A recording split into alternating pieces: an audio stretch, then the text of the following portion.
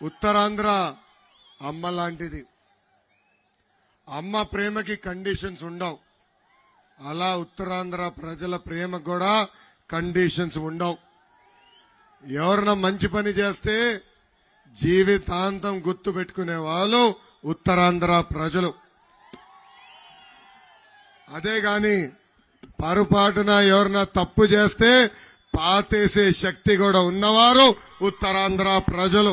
Mukunda jewellers తెలంగాణలో మొట్టమొదటి factory outlet మన కొత్తపేటలో ఫిబ్రవరి 14న గొప్ప శుభారంభం. విజయనగరం జిల్లా పేరులోనే విజయం ఉంది. ఇక్కడి నుంచి ఏ కార్యక్రమం ప్రారంభించినా విజయం సాధిస్తాం ఖాయం. అందుకే నేను నా శంఖారావం కార్యక్రమం ఇక్కడ ప్రారంభిస్తాం జరిగింది.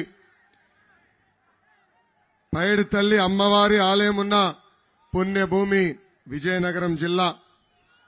రాముడి ఆలయం రామ్ తీర్థం ఉన్న పుణ్యభూమి ఈ నెల్లిమర్ల నియోజకవర్గం. మన్యం వీరుడు శ్రీ అల్లూరి సీతారామరాజు గారు నడయాడిన ప్రాంతం ఈ విజయనగరం జిల్లా. మొన్న ఆంధ్ర రాష్ట్ర ముఖ్యమంత్రి జగన్ ఉత్తరాంధ్రకు వచ్చి కొన్ని విషయాలు చెప్పాడు.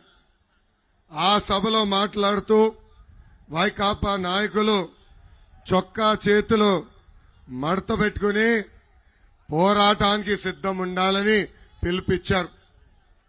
ఆ బూమ్ బూమ్ బ్యాచ్కి